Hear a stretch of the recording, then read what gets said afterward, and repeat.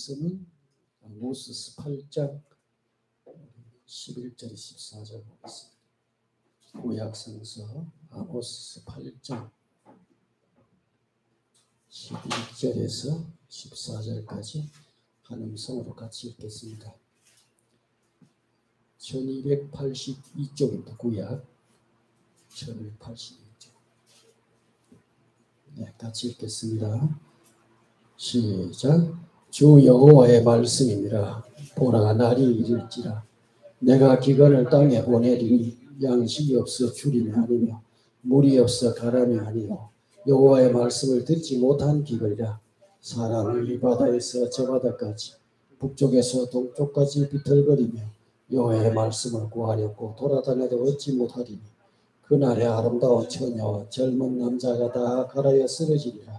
사마리아의 지혜된 음성을 두고 맹세하여 이르기를 다나 네 신들이 살아있음을 두고 맹세하노라 하거니와 부엘세바가 위하는 것이 살아있음을 두고 맹세하노라 하는 사람은 엎드러지고 다시 일어나지 못하리로다. 아멘. 우리 이제 드디어 제가 끝날 시간이 거의 다 되었습니다. 오늘 하고 다음 주는 이제 끝나게 됩니다. 축하해 주세요. 제가 역사를 가지고 저도 목회를 한 30년 이상 제가 했죠. 목회하면서 기독교 역사를 가지고 이야기 설교하기는 저도 처음입니다. 어쨌거나 여기까지 왔는데 역사라는 것이 우리 뭡니까? 히스토리죠. 그분의 이야기입니다. 그분의 이야기. 역사가 바로 이 역사의 주인이 누구십니까? 하나님이십니다. 하나님은 성경시대만 역사한 것이 아니고 우리가 전 시대 다 하나님이 섭리하시고 역사하시고 하나님이 이끌어 가신다. 믿습니까? 그리고 이 시대를 좀 구분할 줄 알아야 돼. 지난번에 우리가 구약 성경 시대도 여러분 좀 구분해서 이해해야 됩니다. 성경도 보면은 시대가 있죠. 제일 먼저 나온 게 천지창조부터 시작합니다. 그죠? 천지창조. 그 다음 창세기 11절까지 원역사. 그 다음에 족장 시대. 아브라함, 이삭, 야곱. 족장 시대.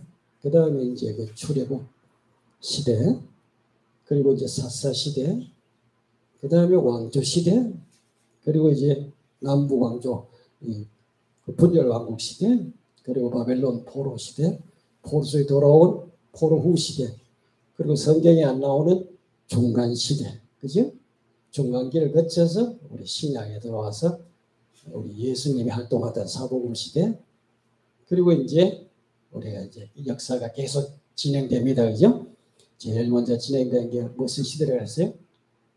사도 시대라고 했죠? 사도 시대. 1년 30년에서 100년까지 사도 시대. 그 다음에 그 뒤에가 이제 무슨 시대라고 했어요? 속사도 시대. 사도들의 제자들이 주로 이제 활동하던 속사도 시대. 그리고 그 다음에 이제 313년에 콘스탄틴 황제가 기독교를 개정했죠. 이게 사실 기독교의 중요한 전환점입니다.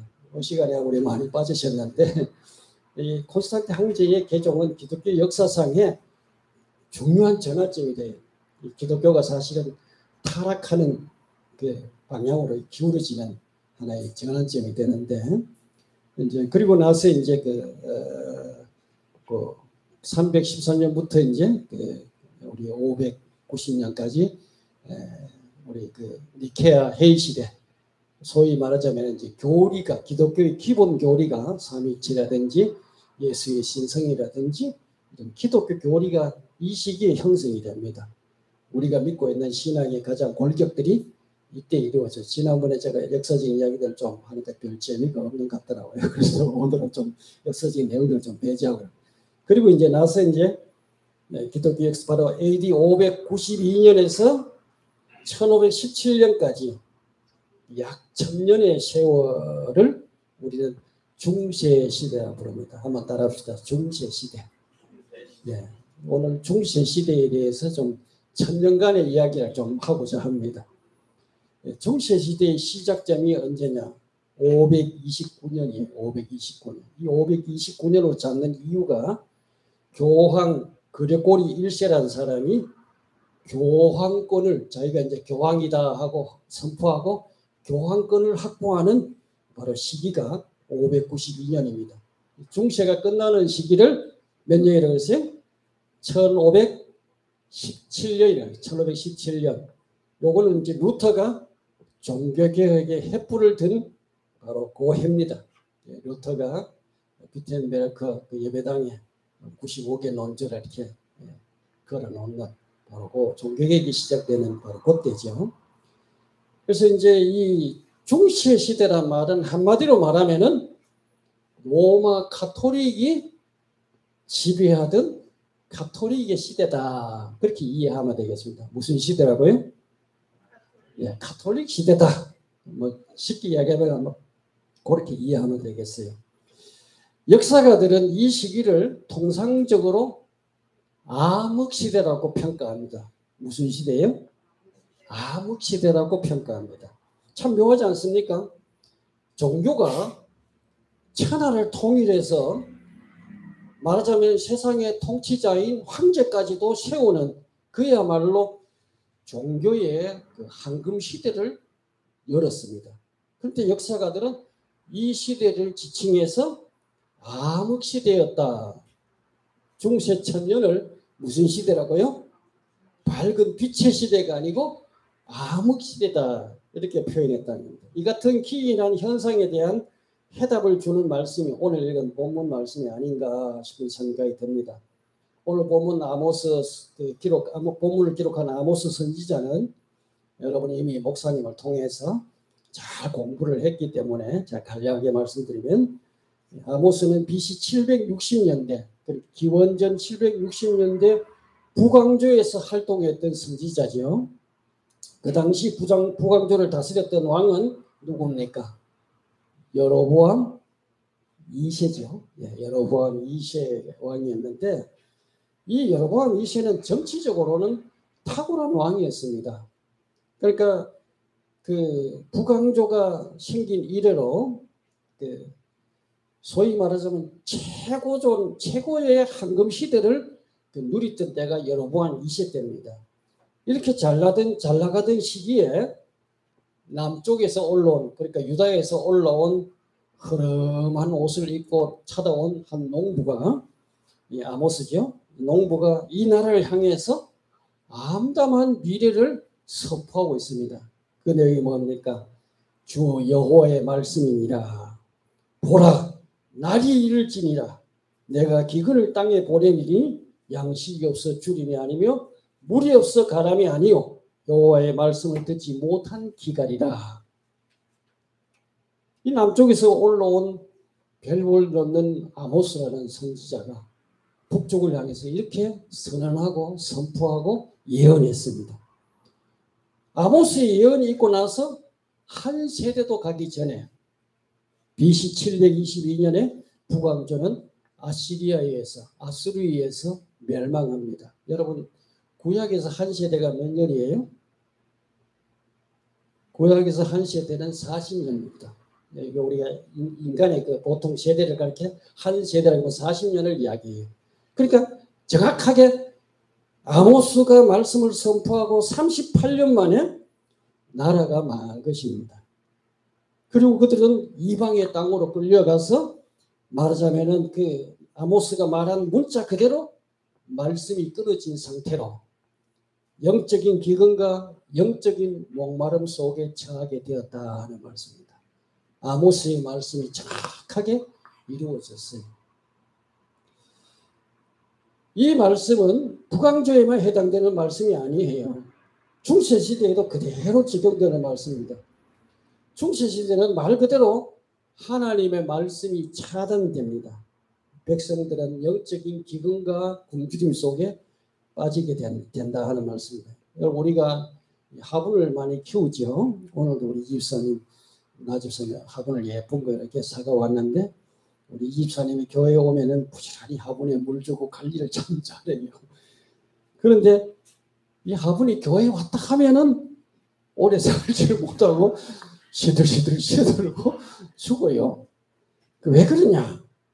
이 집사님 잘못해서 그런 게 아니고 여기 햇빛이 잘 안 들기 때문에 어떤 화분을 갖다 놔도 오래 못 갈고 시들고 죽습니다.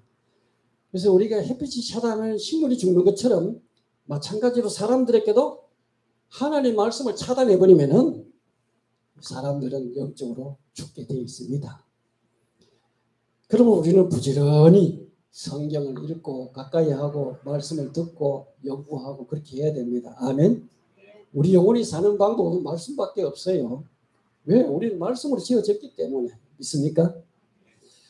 얼마 전에 제가 유튜브 영상을 하나 봤는데 그 탈북민 그 필명이 김북한이라는 목사로 되어 있더라고요. 목사님이 설교한 북한 하나님 1, 2 시리즈 2개 되어 있는데 북한 하나님 제목이 북한 하나님 1, 2 말씀을 들었는데 그 말씀에 의하면은 북쪽의 김일성이가 북한을 장악한 다음에 가장 먼저 한 것이 기독교 말살 정책을 펼쳤다. 기독교가 있으면은 공산사회가 되기 어렵습니다. 그러니까 교회를 깨끗이 청소해낸 다음에 비로소 제1단계로 행한 것이 뭐냐면 김일성을 초법적인 존재, 법 위에 있는 존재로 만들었다는 겁니다. 법에 제한받지 않는 법 위의 존재, 초법적인 존재로 만들고 그 다음에 2단계로 그 다음에는 국가 위에 존재하는 우상화 작업을 했고 그리고 마지막으로는 이제 이 김일성이를 신격화, 신으로 만드는 신격화 작업을 했다는 겁니다. 이 남한에서도 이 신격화된 김일성을 추종하는 사람들이 너무 많아요. 우리 사회에. 군데 이 김일성이를 섬기는 무리들이 참 많은데 이들이 추종하는 이 주체 사상은 일종의 종교입니다. 이게 이념이 아니에요. 이건 종교예요, 종교. 그러니까 다시 말해서 그들은 하나님 대신에 누구를 섬긴다고요? 김일성이를 섬기는 일종의 김일성교다. 그렇게 말할 수 있습니다. 우리가 아는 대로 평양은요. 복음을 일찍 받아들여 가지고 제2의 예루살렘이다. 그렇게 말하던 땅입니다. 평양이 제2의 예루살렘이라 하던 그 땅이 바로 죽음의 땅, 흑암의 땅으로 변해버린 거예요. 이게 왜 그러냐? 교회를 말살했기 때문에. 하나님 말씀이 차단됐기 때문에. 그 땅에 바로 하나님을 몰아내고 누구를 신으로 섬겨요? 김일성이를 신으로 섬겨 있어요. 참 안타까운 것은 이 남한에도 거기에 물든 사람들이 참 많아가지고 그걸 섬기는 사람들이 있으니 참 문제죠. 그죠? 어느 시대나 말씀이 끊어지면요. 우리 죽게 되어 있습니다. 오늘 중세시대도 마찬가지인데 중세 천년을 다룰 것인데 제가 진부한 역사 이야기는 오늘 가감하게 막 삭제를 해버렸습니다. 해버리고 특징만 이제 말씀드리겠는데 구체적인 내용은 여러분 교재 쭉 읽어보시면 되겠습니다.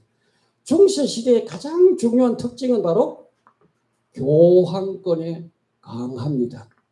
무슨 권에 강하라고요? 교황권에 강하예요. AD 592년에 그리고리 1세에 의해서 교황권이 확립이 되죠. 이 그리고리 1세는 로마 감독만이 이제는 교황이다. 이렇게 주장합니다.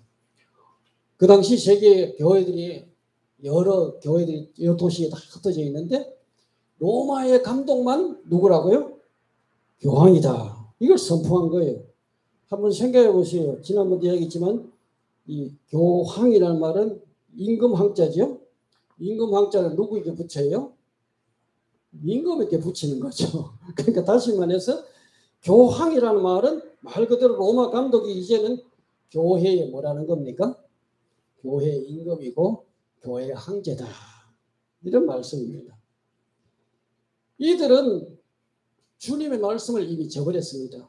주님 말씀을 저버리고 철저하게 세속 권력을 따라갈 거예요. 이게 언제부터 그랬다고요? AD 313년 기독교와 국가가 결혼하면서부터 정교가 결합되면서부터 이 현상이 나타난 거예요. 권력을 추구하면서 이제 권력화되어 간 겁니다. 그래서 이 그리고리 1세는 교황은 그리스도의 대리자다. 교황이 누구라고요? 이 땅에 그리스도를 대신하는 대리자라는 이야기입니다. 이 말은 무슨 말입니까? 교황은 곧 그리스도와 같은 존재라는 이야기입니다. 그래서 로마 천주교에서는 성경도 하나님 말씀으로 받아들이지만은 교황이 선포한 말도 똑같은 하나님 말씀으로 권위 있게 받아들입니다. 그러니까 이게 교황이 바로 그리스도의 대행자가 되어가지고 행세하는, 교황권을 이렇게 행세하는 이런 시대가 열린 거예요. 여러분 가운데도 혹시 교황이 되고 싶은 사람 없습니까? 교황까지는 아니라도 넓은 교회의 황제가 되고 싶은 사람은 없습니까? 예수님께서 교황이 되고 싶은 자에게 지난번에 말씀드렸죠. 이렇게 말씀했습니다. 너희 중에는 그렇지 않아야 하나니, 너희 중에는 그렇지 않아야 하나니, 교황처럼 되어야 하지 않아야 하나니, 너희 중에 누구든지 크고자 하는 자는 너희를 어떻게 하라고요? 섬기는 자가 되고, 너희 중에 누구든지 어뜸이 되고자 하는 자는 어떻게 해요? 너희 종이 되어야 하리라. 인자는 예수님이죠. 인자가 온 것은 섬김을 받으려 함이 아니라 도리어 섬기려 하고 자기 목숨을 많은 사람의 대속물로 주려 함이니라. 여러분, 인자이신 예수님께서 이 땅에 종으로 오셨습니다. 믿습니까? 예수님은 종으로 사시다가 십자가에 죽으셨습니다. 유대인들이 예수님을 못 받아들인 이유 가운데 하나가요. 바로 이 종의 개념을 이해하지 못했기 때문에 그들은 예수님을 배척한 겁니다. 이사야 선지자가 명백하게 종의 이야기를 해주고 있습니다. 아마 다음에 이제 우리 목사님이 이 이사야서에 나오는 종에 대한 이야기를 하실 겁니다. 이사야 선지자가 메시아는 종 대신 메시아 부분이 있어요. 이 부분을 이야기했는데 유대인들이 이걸 못 받아들이고 오직 메시아는 누구와 같아야 돼요? 다윗 같은 메시아. 권력 있고 힘 있고 통치하는 이런 메시아가 되어야 된다. 이 부분만 생각하다 보니까 그들은 결국은 예수님을 받아들이지 못했죠. 그래서 교회도 결국은 313년 국가와 교회가 결탁하면서 끊임없이 세속 권력을 쫓아가고 그 교황권이 최고제에 이룬 시기가 바로 중세시대다 하는 말씀입니다. 아멘. 그 시대가 바로 중세시대, 중세시대. 우리 교황 레오 3세의 제가 역사적인 내용을 길게 이야기는 안 하겠습니다. 잠깐만요. 교황 레오 3세에 의해서 왕관을 받았던 신성 로마 제국 칼 대제는 이제 그 로마 교회를 지키는 자기가 수호자로 자처합니다. 그리고 그 후에 피핀 3세 황제는 중앙 이탈리아 대부분을 누구에게 주느냐? 교회 가톨릭에게 헌납합니다.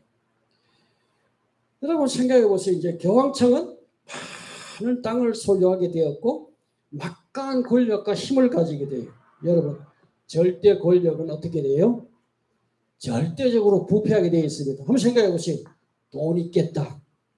권력 있겠다. 썩지 않은 것이 사실 비정상적이죠. 목사도요. 교회가 너무 크면은 교회가 예를 들어서 10,000명, 20,000명 모이고 사례비도 많이 받고 하면요. 부패하기 쉬워요. 이 로마 천주교 이게 중세시대 교회 사실 교황들의 그 부패는 말할 수 없습니다. 제가 구체적인 것은 지금 제시하지 않겠습니다. 자, 그러면 이 교권이 강화되려면 반드시 한 가지 해야 되는 게 있어요. 교권이 강화되려면 교인들이 하나님 말씀을 잘 알면 안 됩니다. 여러분, 목사가요, 교회에서 왕노를 하려면요, 교인들 너무 똑똑해지면 안 돼요. 교인 잘 가르치면 안 된다니까요. 성경을 너무 많이 알면 목사가 절대로 교회 안에서 교황 노릇 못 합니다. 안 목사님. 교인 너무 잘 가르쳐 놓으면요. 교황 못 돼요. 바로 중세시대의 두 번째 특징이 뭐냐 하면은 성경이 성직자의 전유물로 전락했다 하는 말씀입니다. 다시 말해서 성경청을 평신도들이 함부로 접근할 수 없는 검소로 만들어버렸어요. 성경은 그러면 누가 보았냐? 오직 성직자만 읽을 수 있고 해석할 수 있는 책이 되어버린 거예요. 그러니까 우습게도 성경책이 평신도들에게는 위험한 책이 되어버린 겁니다. 성경 가까이 가면 안 돼.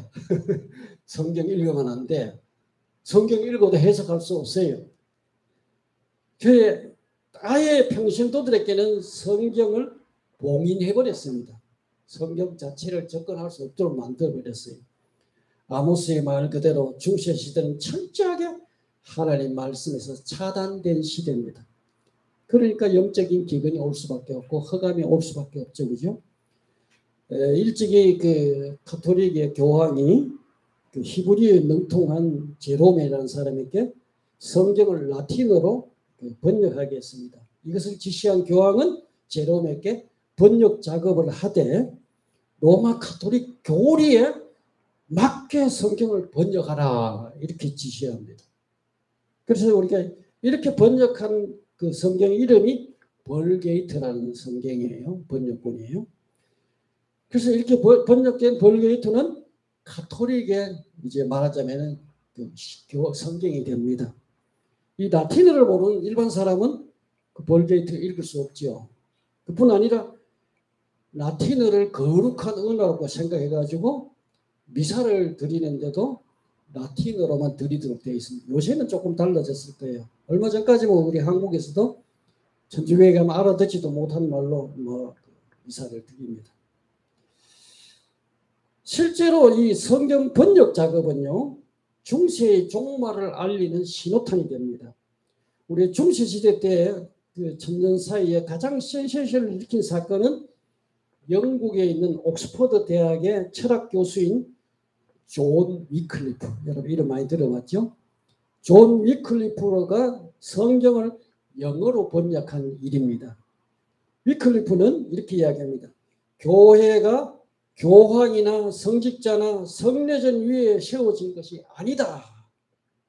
교회가 교황이나 성직자나 성례전 위에 세워진 것이 아니다 주장하면서 하나님의 부름을 받아 예수 그리스도를 믿는 믿음을 소유하게 된 모든 신자들의 교회라고 주장했습니다. 여러분 너무 당연한 말 아닙니까? 너무 당연한 말인데 이 말이 그 시대에는 환영을 받지 못했어요. 그 말 그대로 중세 시대는 교회라는 것은 말 그대로 교인들의 교회가 아니에요. 중세 시대는 교황이 교회이고 성직자가 교회였습니다. 그렇다 보니 위클리프의 성경 번역은 용납할 수 없는 사악한 죄, 성경 번역은 악마의 짓이라고 비난했던 겁니다. 성경 번역하기 무슨 짓이라고요? 악마의 짓, 사악한 죄. 참 웃기는 이야기죠. 그러나 위클리프는 모든 교회의 교인들이 성경을 깨닫기 위해서 노력해야 한다 가르쳤습니다. 그의 추종자들이 성경을 읽기 쉬운 영어로 번역한 것도 바로 이런 이유 때문입니다. 그래서 이 성경을 영어로 번역한 위클리프에 대해서 어떤 사람은 영웅이라고 불렀고 어떤 사람들은 이단이라고 불렀습니다. 성경 번역한 사람을 이단이라고 그랬어요. 그러니까 이 위클리프의 영어 성경 번역이 사실은 종교의 개혁을 불러온 시발점이 됩니다. 우리가 1517년 루터가 이제 종교 개혁을 이제 일으켰죠. 그 본질은 뭐냐? 성경 번역이라고 할 수 있습니다. 루터의 종교 개혁이 성공할 수 있었던 이유는요. 그 당시 대중적인 이 출판 인쇄술이 등장했기 때문에 가능했던 거예요. 종교개혁을 성공시킨 것은 루터와 함께 이 인쇄술의 발달이라고 말할 수 있습니다. 그 후에 이제 그 윌리엄 틴들 같은 사람도 성경을 번역했는데 성경 번역했다는 이유로 화형을 당했고 인쇄된 성경들도 모두 불태워졌습니다. 윌리엄 틴들은 이렇게 말합니다. 성경을 하나님의 말씀, 가장 진귀한 보석, 지상에 남아있는 가장 거룩한 유물이며 신앙의 안내자요 지침서다라고 주장했습니다. 틴들은 1526년에 영어 신약 성경을 완성하고 독일에서 영국에서 인쇄 못하고 독일에서 인쇄해가지고 영국으로 보냈습니다. 그 후에도 이제 구약 성서를 번역 작업을 계속했지만 1535년에 붙잡혀가지고 1536년 그 다음에 10월 초에 사형 선고를 받았습니다. 그는 죽으면서 이렇게 기도합니다. 주여 영국왕의 눈을 뜨게 하소서. 주여 영국왕의 눈을 뜨게 하소서. 이렇게 기도하고 화형을 당했습니다. 장작더미 속에서 불태워 죽임을 당했습니다. 그의 기도는 그대로 이루어졌습니다. 아멘. 놀라운 역사죠. 자, 중세시대를 지탱했던 두 가지 기둥이 있는데 그것은 뭐냐 하면은 교황제도와 수도원제도예요. 교황제도는 이미 제가 여러 차례 말씀드렸기 때문에 더 이상 설명하지 않겠습니다. 51쪽에 나오는 교황권 제도의 발전사를 참고하시면 되겠고요. 수도원 제도를 간략하게 살펴보면은 교황제도가 강화되면서 교회가 부패하고 교권이 남용되다 보니까 진짜 참 신자들요. 진짜 하나님을 믿는 이 참 신자들이 신앙을 유지하기가 굉장히 어려워졌습니다. 이 같은 상황에서 돌파구를 찾은 것이 뭐냐 하면은 수도원 제도였어요. 다시 말해서 수도원이나 수녀원은 교회가 교회 역할을 제대로 못하니까 생겨난 것입니다. 오늘도 마찬가지입니다. 교회가 교회 역할을 제대로 못하면은 정상적인 단체 아닌 것들이 자꾸 생겨나게 됩니다. 자, 마지막으로 이제 중세시대에 일어난 두 가지 큰 사건만 제가 간략하게 소개드리고 이제 오늘 마무리하도록 하겠습니다. 그건 흑사병과 이스라엘의 발생입니다. 저는 이 두 가지를 보면서 중세시대에 대한 하나님의 심판이 아닌가 하는 생각을 해봅니다. 여러분, 아브라함이 이제 하나님의 약속을 기다리지 못하고 잘못하니까 누가 태어났어요? 이스마엘이 태어났죠? 예. 하나님 약속 기다리고 믿음으로 인내하고 기다렸으면 이삭만 나왔을 텐데 그 잘못해가 중간에 못 믿고 그래가지고 중간에 하갈을 취하는 바람에 이스마엘이 태어났습니다. 그러니까 이 교회가 교회다웠으면은 이스라엘이 태어날 수가 없습니다. 이렇게 교회가 교회답지 않으니까 흑사병도 나타나고 그리고 그 다음에 이런 이스라엘 종교가 이제 생겨나게 되었다 그렇게 봅니다. 1347년도에 발생한 이 흑사병을 좀 살펴보면 71쪽 아무도 슬퍼하지 않는 죽음이라는 걸 한번 여러분 보시기 바랍니다. 그 흑사병 당시 흑사병이 얼마나 비참했는지 우리 지금 이 코로나는 뭐 아무것도 아닙니다. 사실은요. 그 결과를 보면 흑사병으로 죽은 사람이 1347년에서 1350년 사이까지 3년 동안에 2384만 명이 흑사병으로 죽었다고 합니다. 이 2348만 명은 그 당시 유럽 인구의 3분의 1이 넘는 숫자라고요. 유럽 인구의 3분의 1이 흑사병으로 패스트로 죽었어요. 그야말로 이건 하나님의 그 당시의 경고라고 저는 생각합니다. 오늘 이 시대에 코로나도요, 저는 그렇게 봐요. 여러분, 하나님이 여러분 생각해보세요. 하나님 참새 한 마리가 땅에 떨어지는 것도 하나님 허락지 않으면은 떨어지지 않는다 그랬는데 이 코로나가 이 전 세계를 뒤흔들어 놓는 것 하나님이 무관심하게 우연히 일어난 것일까요? 이 시대에 대한 하나님의 경고입니다. 아멘. 자, 그런데 흑사병이 발생한 다음에 일어난 사건이 또 더 끔찍해요. 13세기부터 16세기까지 유럽에서 이 흑사병이 막 발생해 만연해지니까 길거리에 시체가 막 너부러지니까 이 원인을 찾습니다.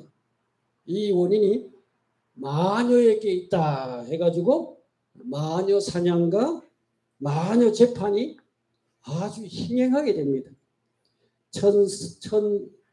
1404년 한 해 동안에 최소한 3,000명 이상의 사람들이 마귀와 관계에 있다 해가지고 처형당했습니다. 끔찍하지 않습니까? 스페인에서만 1220명이 불에 태워져 마녀로 몰려가지고 10,000명 넘는 사람이 불타주고 하형당했습니다. 하형당하고 97,371명이 노예가 돼가지고 이 배전된 배에 타고 배 젓는 일에 맡겨졌다고 합니다. 이런 가톨릭의 횡포 때문에 스페인 같은 경우에는 200년 동안에 무려 인구가 총 2천만 명이 된 인구가 600만 명으로 인구가 줄었대요. 놀랍지 않습니까? 마녀 사냥으로 2천만 명이 된 사람이 600만 명으로 죽었다. 뭐 하여튼 이렇게 기록되어 있습니다. 당시 사람들은 악마가 아름다운 천사의 가면을 쓰거나 아니면 훌륭한 신체 조건을 갖고 나타난다고 해가지고 이 얼굴이 잘생긴 사람들하고 몸이 잘생긴 남자들은요, 교회 가서 신앙이 열심인 것처럼 그렇게 열심히 막 믿었다고 합니다. 왜냐하면 그렇지 않으면 잘못하면은 이쁜 것 때문에 마녀다 해가 끌려가가지고 죽을 수 있었기 때문에.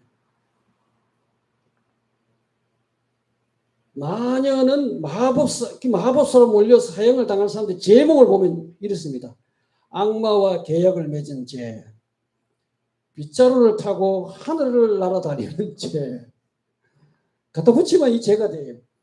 불법적인 악마 연애에 참석한 죄, 악마에게 예배한 죄, 악마 꽁무니 이불을 맞춘 죄, 그리고 이웃의 암소를 죽인 죄, 우박을 불러들인 죄, 농작물을 망친 죄, 아이들을 육에서 잡아먹은 죄.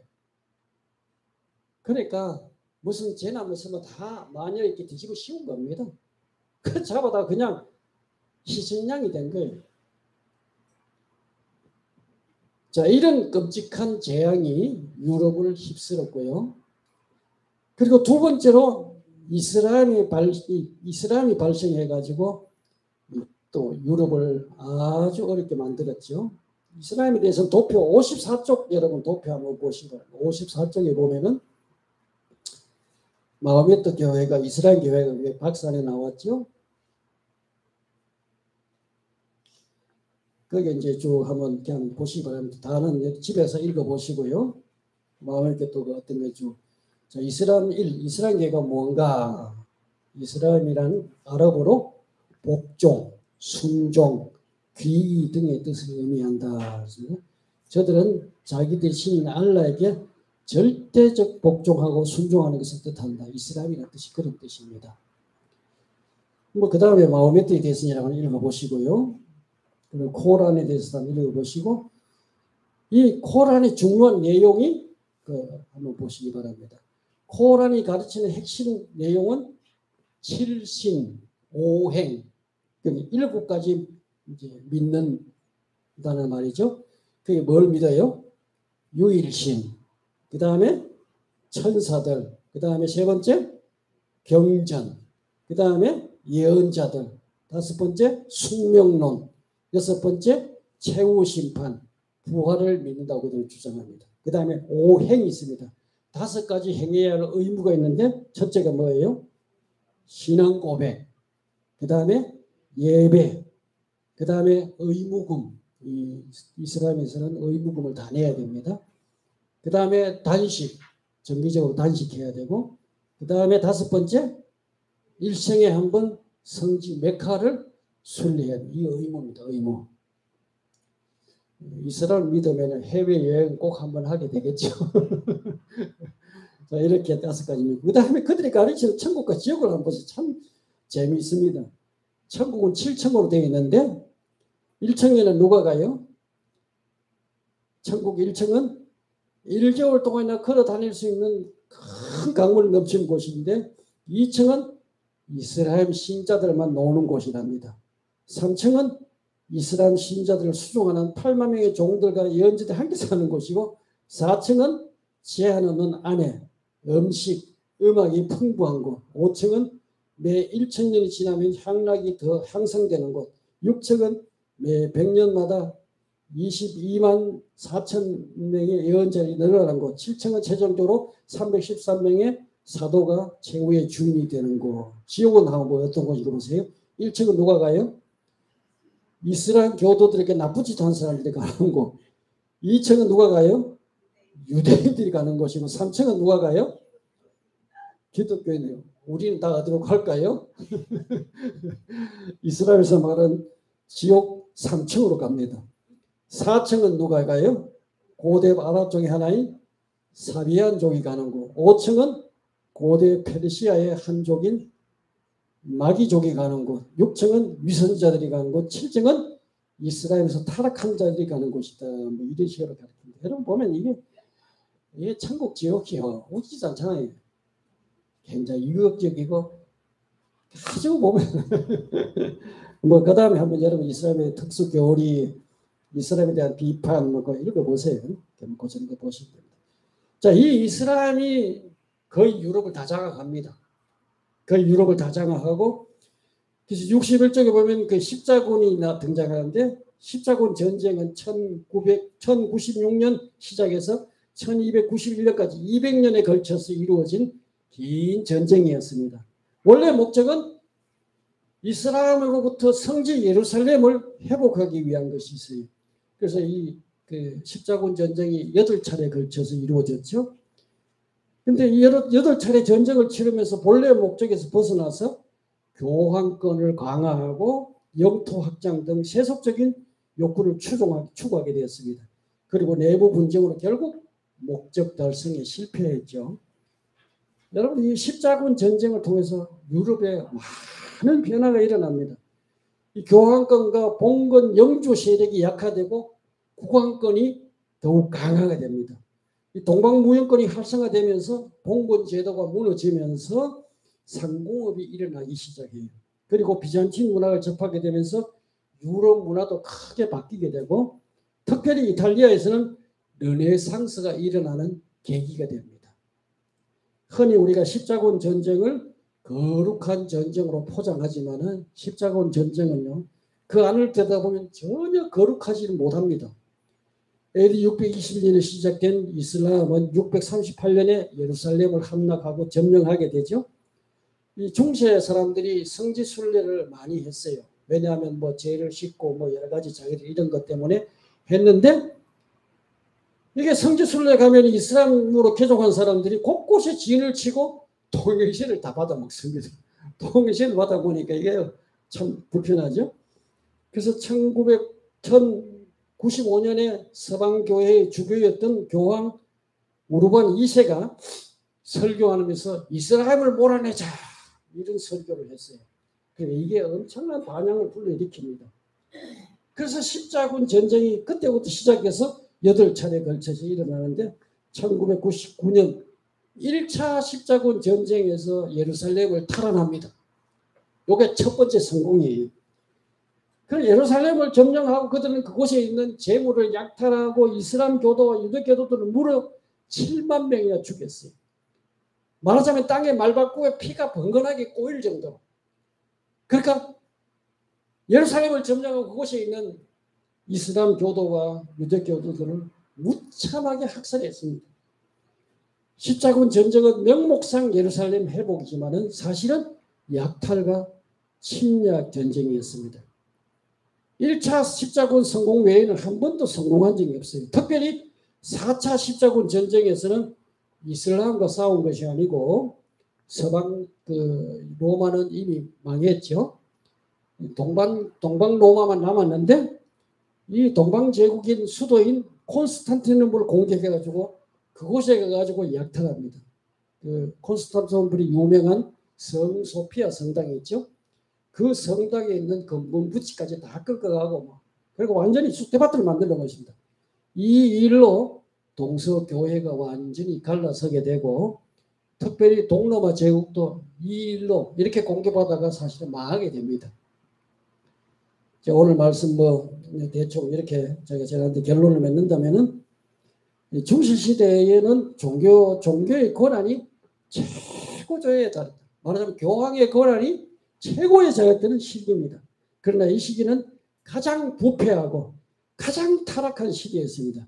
교회가 부패하고 교회가 교회 역할을 못하니까 수도원 제도 같은 이런 제도들이 발달했던 겁니다. 교회가 타락하니까 하나님께서는 흑사병이라는 재앙을 일으키고 또 이스라엘이라는 이런 사교들을 일으켜서 그들을 징벌한 것이라고 저는 봅니다. 결국 종교개혁을 통해서 중세시대의 종지부를, 천년의 종지부를 짓게 하셨죠. 그러므로 오늘 우리도 이 성경을 멀리하면 안 돼요. 하나님의 말씀을 멀리하면 안 됩니다. 우리가 성경을 부지런히 읽고 연구하고 가까이 하고 해야 됩니다. 성경과 멀어지면 우리의 삶은 중세 암흑시대처럼 또 암흑시대가 접어들게 됩니다. 말씀과 가까워지면 죄가 멀어지고 죄와 가까워지면 말씀은 멀어지게 돼 있어요. 여러분 모두가 말씀과 가까워지는 삶을 사시기를 주의 이름으로 축원합니다. 여기까지 마치도록 하겠습니다. 다음 시간에는 마지막으로 이제 교단이 어떻게 형성되는지 침례의 역사가 어떤지 간단하게 말씀드려 마무리 끝내겠습니다.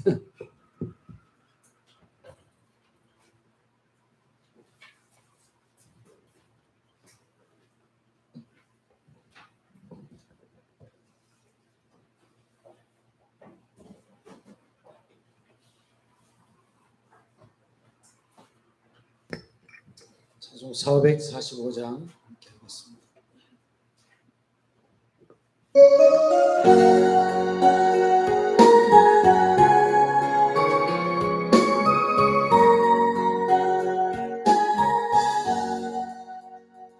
산을 넘어 언덕에 가도 빛 가운데로 걸어가면 주께서 항상 지키시기로 약속한 말씀 변치 않네.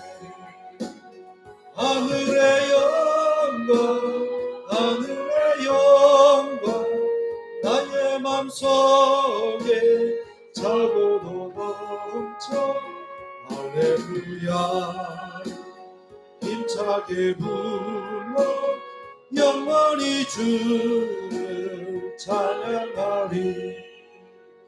깜깜한 밤 다닐지라도 주께서 나의 길 되시고 나에게 밝은 빛이 되시니 길 잃어버릴 염려 없네. 하늘의 영광 하늘의 영광 나의 맘속에 차고도 넘쳐 할렐루야 힘차게 불러 영원히 주를 찬양하리. 선명한 금이 마음에 받아 찬란한 천국 바라보고 할렐루야를 힘차게 불러 날마다 빛에 걸어가리.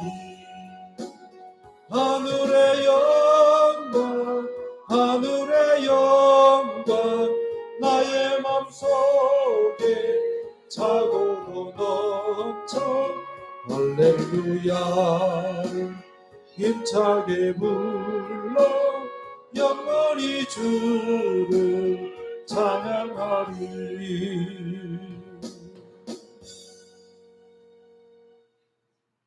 7월 12일부터 18일까지인가 우리 갈보리 교회, 그러니까 필리핀에 있는 로사리오 지역에 있는 갈보리 교회에 선교하고 있는 교회입니다. 그 교회에 안동에 있는 정하교회에 전도사님과 의사선생님 두 분이 가서 전도, 위로 선교 이 사역을 감당하고 오기로 약속이 되어 있습니다. 여러분들 위해서 기도해 주시기를 부탁을 드립니다. 또 갈보리 교회를 위해서도 계속해서 기도해 주시기를 부탁드리겠습니다.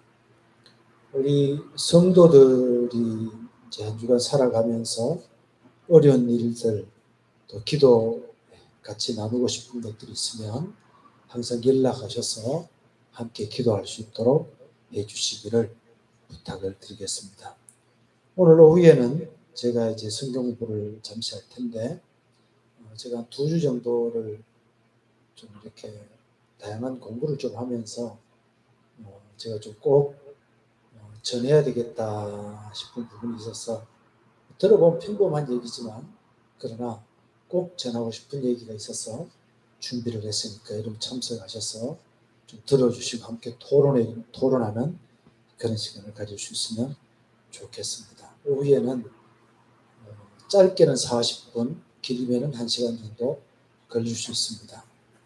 그러나 아주 중요한 시간이니까, 굉장히 중요한 시간이니까 여러분 오셔서 함께 나눠주시기를 부탁을 드리겠습니다. 잠시 기도하고 예배를 마칩니다. 하나님 아버지, 우리 주님 은혜를 감사드립니다.